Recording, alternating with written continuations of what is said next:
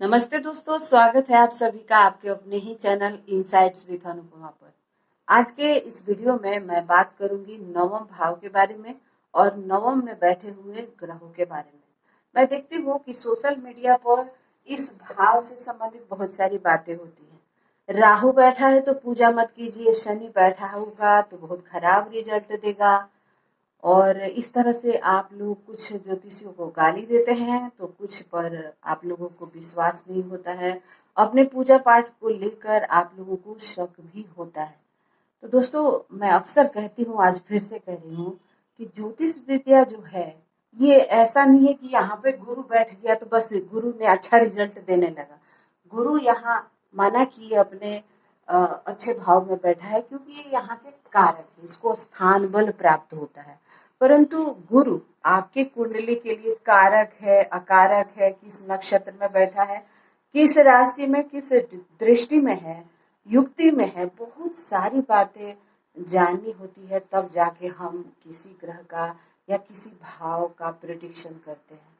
तो आज मैंने सोचा कि आप लोगों के कुछ डाउट्स को क्लियर करूं, क्योंकि देखिए, लोग धीरे धीरे भगवान से भी दूर होते जा रहे हैं इन्हीं गलत फहमियों के वजह से कि आपका यहाँ राहु है तो आप पूजा मत कीजिए। जबकि बात तो ये है कि अगर हमें कहीं दिख रहा है कि लाइफ में प्रॉब्लम है तो पूजा पाठ धर्म और बढ़ा देना है कि घटा देना है।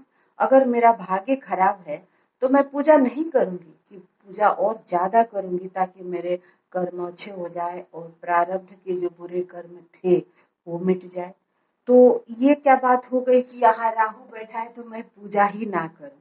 तो चलिए, आपको मैं बता देती हूँ कि ये ग्रह किस तरह से रिजल्ट देते हैं और यहाँ पर जो भी ग्रह बैठा है वो आपको किन हालातों में अच्छा और बुरा रिजल्ट देता है। तो अब आप देख रहे हैं कि यहाँ गुरु बैठा है, इसे स्थान बल प्राप्त होता है क्योंकि गुरु जो है धनु राशि और मीन राशि के कारक ग्रह है। अब नवम भाव में आएगा तो कुछ लोग कहेंगे कि स्थान हानि करो जीवा, यानी कि वो अपने स्थान की हानि करेगा। परंतु गुरु ही एक ऐसा है कि वो धर्म के क्षेत्र में बैठ के धर्म की हानि नहीं कर सकता। बाकी कहीं बैठेगा तो जरूर कर देगा। लेकिन इसके अलावा अब आपको देखना है गुरु किस नक्षत्र में बैठा है, गुरु के ऊपर किस ग्रह की दृष्टि है, और आपके कुंडली में गुरु किन भावों का कारक है। ये सारी बातें आपको दिख रही हैं। अगर मान लीजिए कि गुरु ऐसे नक्षत्र में बैठा है जिसका नक्षत्रपति 6 8 6 8 12 भाव में जाकर बैठ जाए, तो ये गुरु भी आपको खराब रिजल्ट दे सकता है। और अगर उच्च के राहु यहाँ बैठा है वृषभ राशि, मिथुन राशि, तुला राशि, तो वो बहुत बढ़िया रिजल्ट देगा। धर्मशास्त्र आप करेंगे जरूर, लेकिन थोड़ा तर्क वितर्क जरूर करेंगे क्योंकि राहु का काम है लिग से हटकर सोचना, पुराने विचारों को तोड़ना और तर्क वितर्क। तो यहाँ जो राहु बैठा होता है उसमें आपको एक चीज देखनी है कि वो उच्च का है, नीच है, कमजोर है, और जिस नक्षत्र में बैठा है वो नक्षत्रपति कहाँ है, वो बहुत ज्यादा इम्पोर्टेंट है। तो दोस्तों, अगर यहाँ पे राहु है तो आप सोच रहे हैं कि आप पूजा पाठ बंद कर दीजिए, तो ये राहु आपको तबाह कर देगा। आपको पूजा पाठ करना है, बिल्कुल करना है और छोड़ना नहीं। ये राहु बहुत अच्छा रिजल्ट देगा अगर आप पूजा पाठ करेंगे। पूजा पाठ का मतलब क्या है कि रात दिन बैठ के आप भोग लगाएंगे, मंत्र करेंगे, या फिर आपकी विचारधारा जो है वो सात्विक हो, धार्मिक हो, लोगों के हित में सोचने वाली हो, दान करें, आप मंदिर जाएं, सेवा करें, वो सारी चीजें अगर आप करते हैं, अगर ये आप पूजा करने के लिए मंदिर जा रहे हैं और बैठ के आप प्रसाद नहीं भी चढ़ा रहे हैं, झाड़ू दिखा झाड़ू मार दिया, तो ये राहु आपको कमाल का रिजल्ट देगा। अगर यहाँ पे राहु है तो अगर आप वहां जाते हैं, देखते हैं कि कोई ऐसा काम है जो बहुत दिन से पेंडिंग है, नहीं हो रहा है, तो उसे आप कर देते हैं, तो वो राहु आपको अच्छा रिजल्ट देगा।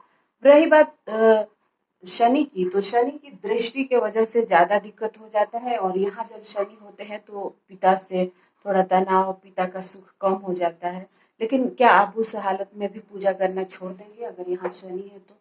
ये शनि आपको और परेशान करेगा अगर आप पूजा पाठ नहीं करेंगे। तो दोस्तों देखिए, सूर्य से लेकर शनि तक, यानी कि शुक्र, बुध, राहु, केतु, मंगल, जो भी ग्रह यहाँ पर बैठा है, उस हालत में आपको पूजा करनी ही है। आप वो पूजा करिए जो आपको करना पसंद है, यानी आप अपने कंफर्ट में पूजा करिए। जबरदस्ती आपको नहीं वो करना है कि दूसरे को कहने से आप वो करिए, और जो आपकी परंपराएं है उसे नहीं छोड़ना है। वो सब छोड़ने से पितृदोष बन जाता है और कहीं ना कहीं हमारा भाग्य भी साथ नहीं देता। यहाँ पर अगर सूर्य है तो बहुत अच्छा रिजल्ट देते हैं। पिता बहुत अच्छे पोस्ट पर होते हैं, अधिकारी होते हैं, पिता से सुख मिलता है क्योंकि यहाँ सूर्य को भी स्थान बल प्राप्त होता है। गुरु बहुत अच्छा रिजल्ट देते हैं, और वही जो कंडीशन मैंने आपको बताया वो आपको दिखना चाहिए। चंद्रमा अगर यहाँ है तो आपको गुरु से इमोशनल बॉन्डिंग होगी, और लोगों के लिए आप एक इमोशनल एडवाइजर होंगे, साइकोलॉजिस्ट हो सकते हैं, या धर्म को लेकर आप बहुत इमोशनल इंसान हो सकते हैं। और यहाँ पर बुध जो है अकेला है तो वो उतना अच्छा रिजल्ट नहीं देगा, लेकिन अगर बाकी ग्रहों के साथ है तो बहुत बढ़िया रिजल्ट देगा। इसके अलावा मंगल अगर यहाँ आता है तो बहुत अच्छा रिजल्ट देता है मंगल, और क्योंकि वो बृहस्पति के मित्र है।